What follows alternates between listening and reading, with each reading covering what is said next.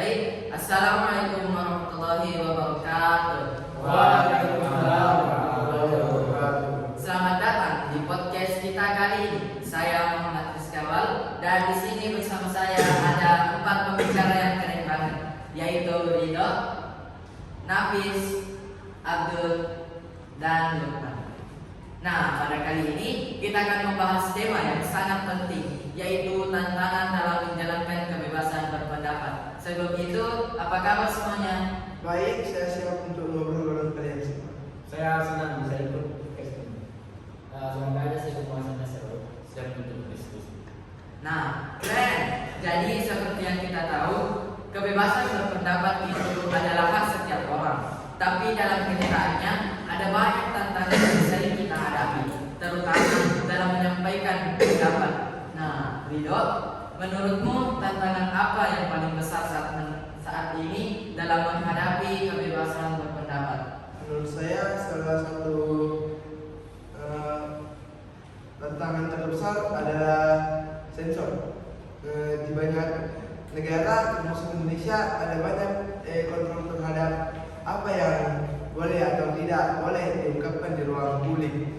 Bahkan di media sosial orang bisa dipenjara hanya karena mengungkapkan pendapat yang dianggap kontroversial.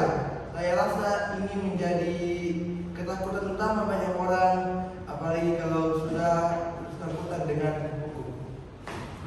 Iya, itu memang menjadi masalah besar gitu. Nah, selanjutnya Nafis, bagaimana menurutmu soal UU ITE yang sering menjadi kendala dalam kebebasan berpendapat? Betul, Rizky. UU ITE memang jadi pedang bermata dua. Di satu sisi, peraturan ini bisa digunakan untuk melindungi dari ujaran kebencian atau fitnah. Tapi di sisi lain, banyak orang yang justru jadi takut untuk mengungkapkan pendapat karena bisa berujung pada masalah hukum.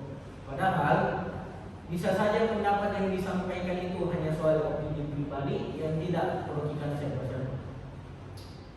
Baik, menurut saya setuju dengan pendapat dari saudara Nafis. Selain itu, ada juga yang sering disebut cancel culture di dunia maya.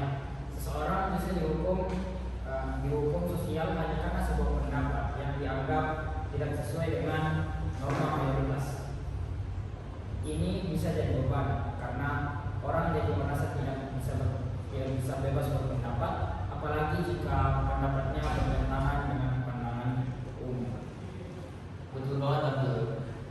Cancel culture ini juga jadi masalah karena banyak orang yang pandangan yang hilang pekerjaan atau reputasinya hanya karena satu pernyataan yang dibuatnya. Seringkali kita lupa untuk memberi ruang bagi orang untuk belajar dan merubah dirinya. Padahal kebebasan berpendapat juga harus diimbangi dengan kebebasan untuk salah dan memperbaiki diri, bukan? Keren sekali pendapat kalian. Tapi menurut kalian, bagaimana kalian untuk membuat solusi untuk menghadapi tantangan-tantangan ini? Apakah ada cara agar kebebasan berpendapat tetap terjaga, namun dengan tanggung jawab? Menurut saya sih kita harus mulai menghargai perbedaan, karena kebebasan berpendapat itu tidak berarti bisa mengucapkan apa saja tanpa memikirkan dampaknya. Kita perlu saling mendengarkan dan berdialog, bukan berdebat atau menyalahkan satu sama lain. Dari sisi lain pun, semakin kita belajar untuk menghargai pendapat orang, semakin kita bisa menjaga kebebasan berpendapat dengan sangat baik. Betul, Ridho.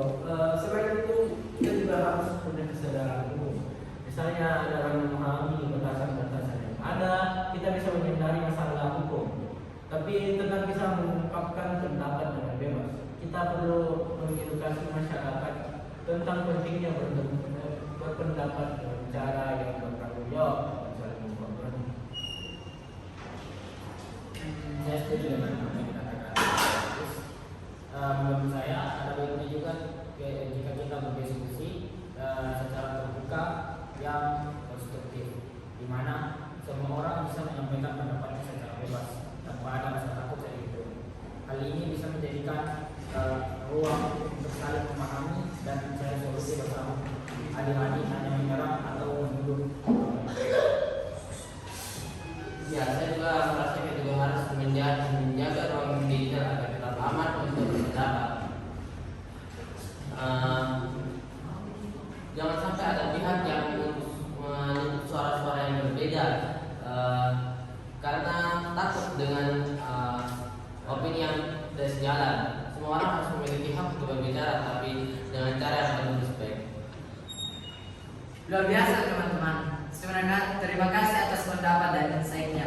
Jadi meskipun kebebasan berpendapat penuh dengan keterangan, kita masih bisa menjaga agar semua orang bisa berbicara dengan bebas, asal dilakukan dengan bijaksana dan bertanggung jawab. Semoga diskusi kita kali ini memberikan gambaran yang lebih jelas ya. Terima kasih Rizky. Semoga ini bisa membuka pikiran kita di banyak. Terima kasih juga, semoga semakin banyak orang yang sadar akan pentingnya kebebasan dan kesehatan. Terima kasih. Semoga dengan ini semakin banyak berdiskusi dengan cara yang konstruktif. Terima kasih semuanya, semoga kita semua dapat lebih bijak dalam berbicara dan bermedia sosial. Nah, itulah tadi terkait pendapat dengan 4 teman-teman kita. Semoga ini menjadi pelajaran bagi kita semua dalam menjalani kebebasan berpendapat. Sekian dari kami. Wassalamualaikum warahmatullahi wabarakatuh. Assalamualaikum warahmatullahi wabarakatuh.